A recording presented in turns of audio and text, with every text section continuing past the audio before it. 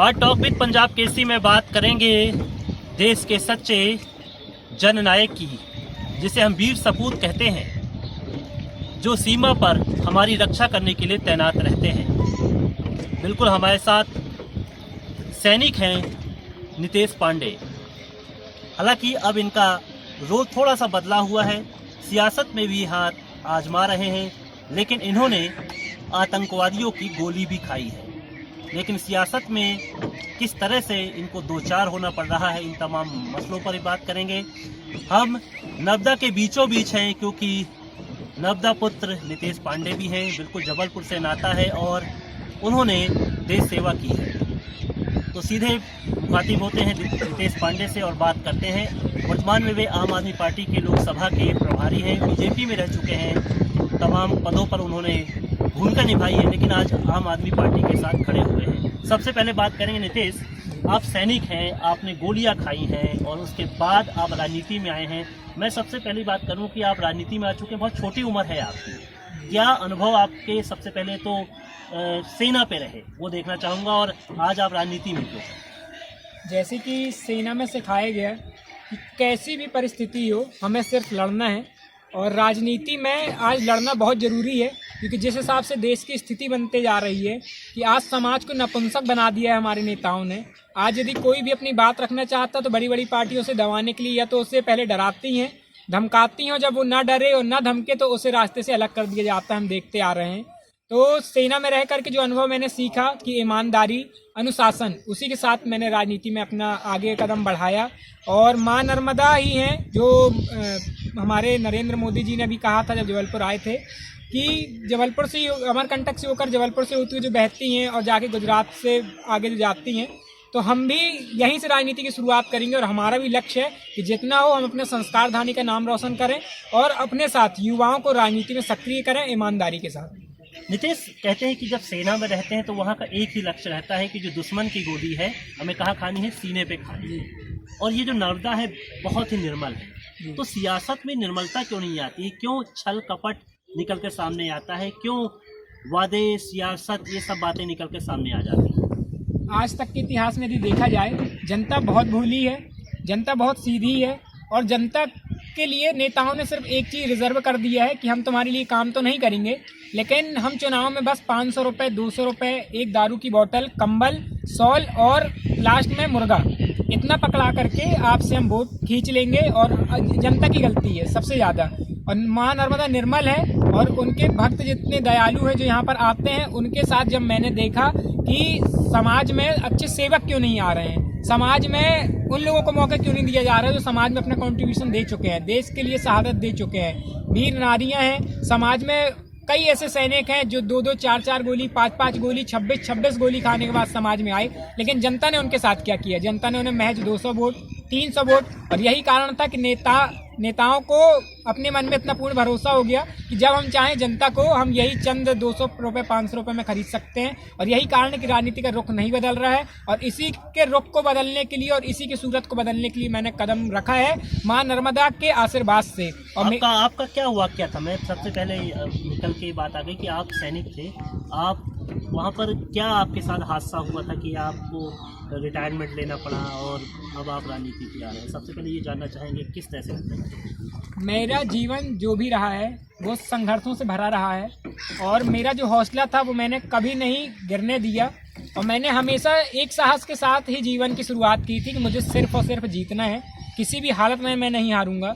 और मैं 17 साल की उम्र में सेना में गया, और जाने के बाद जब मैंने 2 वर्ष की ट्रेनिंग पूर्ण की, 19 वर्ष की उम्र में मैं कारगिल सेक्टर में जब पोस्टेड था, एक आतंकवादियों की मुठभेड़ में मुझे 4 गोलियां लगी, गर्दन की मेरी 3 हड्डी टूटी और पसली मेरी 2 टूटी पीठ की। मैं कोमा में था 5 से 7 दिन। जब मुझे होश आया तो मैं पैरालाइसिस हो चुका था, मेरी पूरी ऑल 4 लिम्स पैरालाइसिस थे, मेरे हाथ पैर सब पैरालाइसिस था। बाथरूम कैथीटर से निकलती थी, डाइपर में भी मैंने किया, सब कुछ हुआ मेरे साथ। मैं लगभग 11 महीने ऐसी स्थिति में था कि मैं किसी से जिक्र भी नहीं कर सकता था, क्योंकि मैं घर का इकलौता लड़का था, मैं माँ बाप का इकलौता था।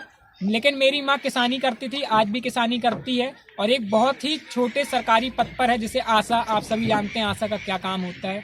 मैं बहुत बड़े परिवार से नहीं था। मेरे पिताजी आज भी 4 से 7 हज़ार की ही नौकरी करते हैं, प्राइवेट नौकरी करते हैं। आज भी साइकिल से चलते हैं, लेकिन मैंने देश के लिए, मैं जो शुरू से मेरे एक अंदर था जुनून कि मैं जितना करूंगा इस देश के लिए करूंगा, क्योंकि मेरा एक सपना है कि मैं जब मरूं और मेरा जनाजा उठे तो जिस हिसाब से भगत सिंह को आज इस देश की पब्लिक याद करती है, मुझे भी करे। और जब मैं 11 महीने अस्पताल में पैरालाइसिस रहा, 18 महीने पूरा ट्रीटमेंट मैंने लिया, 18 महीने के बाद जब मैं धीरे धीरे ठीक हुआ फिजियोथेरेपी से, आज भी मुझे दाहिने पैर से चलने में दिक्कत होती है, यदि मैं चप्पल पहन के चलूँ तो उतर जाती है। इसके बावजूद आज समाज में मैं लड़ रहा हूँ, और वो लड़ने का कारण सिर्फ इतना है कि हम जैसे लोग यदि देश के लिए अभी खड़े नहीं होंगे तो ये देश को फिर से गुलाम बनाया जाएगा, और गुलाम बनाने वाले होंगे हमारे आज के नेता जो भ्रष्ट है। लेकिन नीतीश, आप तो बीजेपी ज्वाइन कर चुके थे और आपके मन में ऐसा लग रहा था कि जो बीजेपी सरकार है वो सैनिकों के लिए बेहतर कर रही है, और खासकर जब चुनाव में मोदी जी उतरे तो सैनिकों का ही एक विशेष मुद्दा था। और शायद आप जब सैनिक के बाद से आप रिटायरमेंट हुए, आपने ज्वाइन की बीजेपी, लेकिन वहाँ से भी आपने छोड़ दिया, ऐसा क्या हो गया? जी, एक बार मुझे एक शख्स ने पूछा कि आपने जीवन में क्या क्या किया, तो मैंने हंस करके सिर्फ एक छोटा सा जवाब दिया कि मैं जब आतंकवादियों से लड़ रहा था तो देश के लिए मैंने गोलियां खाई, और जब मैं समाज में सेवा करने के लिए उतरा तो नेताओं ने सिर्फ गाली बकी, अपने कार्यकर्ताओं से गाली पड़वाई। और भाजपा में मैं था, मेरे साथ जो आप बीती आज मैं क्यों भाजपा से अलग हुआ, मैं वह रीज़न बताना चाहूँगा।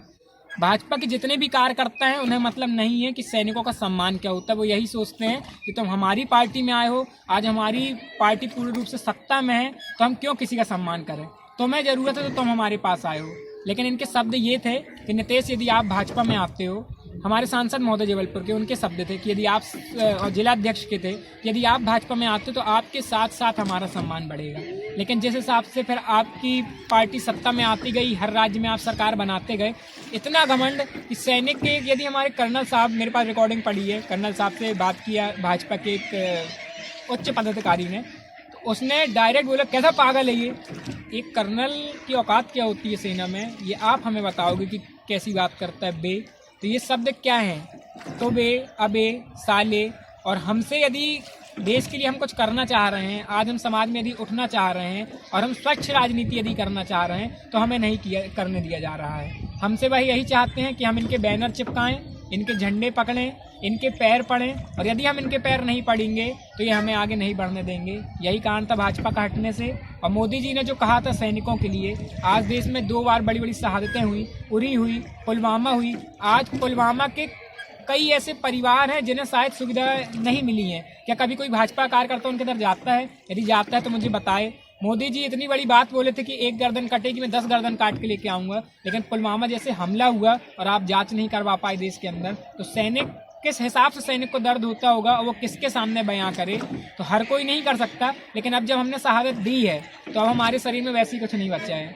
आज हमारी 2 गर्दन में जो रॉड पड़ी है, कब हमारा समय कैसा आ जाए, हम कब मर जाएं, कोई दिक्कत नहीं। इसलिए हमने सोचा अंतिम सांस तक एक ही लड़ाई रखेंगे, वो लड़ाई होगी पूर्णतः सत्य के साथ। और ये जो भ्रष्ट नेता हैं, इनके खिलाफ ये जो बोल वचन करते हैं, हम जनता के साथ इन्हें धूल चटाएंगे। और हमें पूर्ण रूप से भरोसा है कि ये देश की जनता सैनिकों पर बहुत प्रेम रखती है और बहुत प्रेम करती है और बहुत विश्वास करती है। और ये लड़ाई मैं इसलिए लड़ रहा हूँ, आज समाज में जो भी इंजीनियर, डॉक्टर, प्रोफेसर कुछ भी बनता है, ये 2 कौड़ी के नेता जो अनपढ़ हैं, गंवार हैं, चौथी फेल हैं, वो उन पर दबाव बना करके काम करवाते हैं और ये कोई नहीं समझ पा रहा है। तो मेरी लड़ाई ये सिर्फ पब्लिक की लड़ाई है, मेरी अकेले की नहीं है।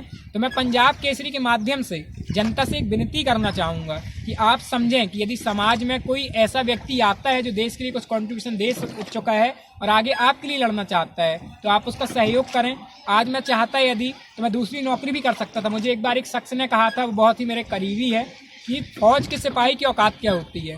फौज के सिपाही की 2 कौड़ी की औकात नहीं होती, वो फौज में सिर्फ झाड़ू लगाता है। तो मैं एक चीज़ कहना चाहूँगा, मैं सही बात है, सेना में भी हम झाड़ू लगाते हैं और इस देश में भी झाड़ू लगाएंगे। और झाड़ू लगा के जितने भी भ्रष्ट और नेता ऐसे हैं जिनकी 2 कौड़ी की सही में औकात नहीं, मैं तो सैनिक की लैंग्वेज में बोलूँगा, जिनकी 2 कौड़ी की औकात नहीं है, उन्हें हम जड़ से सफाई करने आए हैं और अब हम करेंगे। तो क्या आपको आम आदमी पार्टी में आपका भविष्य नज़र आता है, देश का भविष्य नज़र आता है? क्या आपको लगता है कि आम आदमी पार्टी जो है नैतिक मूल्यों के साथ आगे बढ़ रही है? फेसबुक में पोस्ट किया था कि अब ऐसी पार्टी उठ के आ रही है जिसमें उन लोगों को मौका दिया जाएगा जो समाज सेवा करना चाहते हैं, जो समाज की सेवा कर चुके हैं। आज इसमें पढ़े लिखे लोग हैं, पढ़े लिखे लोगों के साथ साथ वह लोग हैं जो ज़मीन से जुड़े हुए हैं और बाकी में आम आदमी हैं।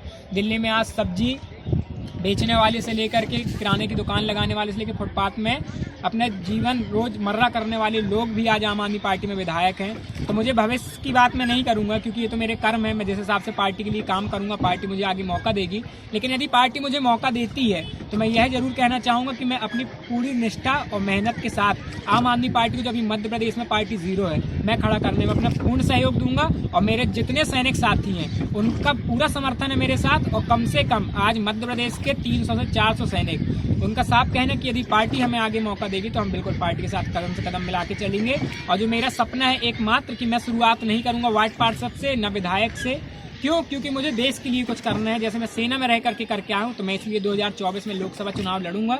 यदि पार्टी मौका देगी तो ठीक है, नहीं तो निर्दलीय कैंडिडेट के रूप में। लेकिन मैं जबलपुर के लिए लड़ूंगा। कारण सिर्फ इतना है कि मैं युवाओं को बताना चाहता हूँ और दिखाना चाहता हूँ कि यदि एक 24 साल का युवा जो आज फौज से रिटायर्ड होने के बाद आने वाले 2024 में, यानी 27 से 28 साल की उम्र में यदि डायरेक्ट सांसद से शुरुआत कर सकता है, तो आप 20 से 50 साल की उम्र में सिर्फ चमचागिरी और चेलागिरी के चक्कर में अपना राजनीतिक करियर क्यों खराब कर रहे हैं? यदि आप ये समझते हैं कि हम नकारा हैं तो आप फिर राजनीति छोड़ दें, आप अपने घर परिवार का ध्यान दें। और एक विनम्र निवेदन करना चाहूँगा युवाओं से, आप ये जो नेताओं के पैर पड़ते हैं, जो वाकई में कोई हैसियत नहीं है इनकी, ये चोर चमार टाइप के लोग हैं, आप उनके पैर पड़ने से अच्छा माँ बाप के पैर पड़ें और उनका आशीर्वाद लेके घर से निकलें। राजनीति क्या, आप इस देश को जीत सकते हैं और इस देश की सत्ता में आप राज कर सकते हैं। और मैं यही कहना चाहूँगा युवाओं से कि सोच बदलो तो भारत बदलेगा, और सोच यदि नहीं बदलोगे तो कुछ नहीं हो सकता, सिर्फ तलबे चाटते रह जाओगे और बैनर फ्लैक्स की राजनीति तो आप कर ही रहे हो। जबलपुर में आप क्या तस्वीर देख रहे हैं? क्या डेवलपमेंट आपका मन में चल रहा है? ऐसी क्या कमी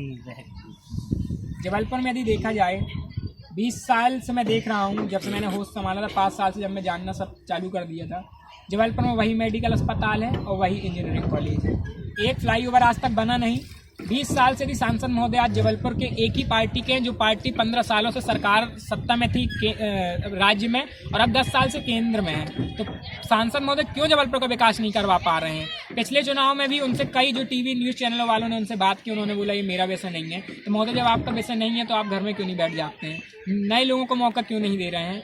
और जबलपुर में आज देखा जाए तो सरकारी स्कूलों की हालत ऐसी है कि बच्चों को आज भी बताया जाता है कि तुम गरीब हो, तुम अनपढ़ हो, तुम्हारी समाज में कोई औकात नहीं है। आज भी उन्हें नीचे बैठाल करके पढ़ाया जाता है। और पढ़ाई किस हिसाब की? टीचर वहीं पर गुटखा खुद खा करके थूकते हैं। आज आप सर्वे करवा सकते हैं जबलपुर में, और मैं खुद अभी मैं आगे यही भी करूंगा। मैं हर सरकारी स्कूलों में जा करके देखूंगा कि किस हिसाब से पढ़ाई होती है।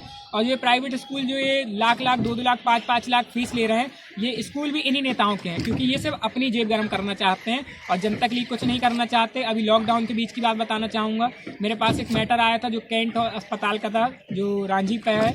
वहाँ पे एक व्यक्ति गया, कोरोना के बीच में कोई स्टाफ नहीं है अस्पताल में, और उसने जब मुझे फ़ोन लगाया और मैंने जब स्टाफ से बात की तो उन्होंने कहा कि वो 2 घंटे के लिए गए हैं, अभी आ जाएंगे। तो सुबह से शाम तक इंतज़ार करता रहा। तो ये हमारी हालत हो गई समाज की, और मेरे साथ भी हुआ। मैं क्यों झूठ बोलूँ?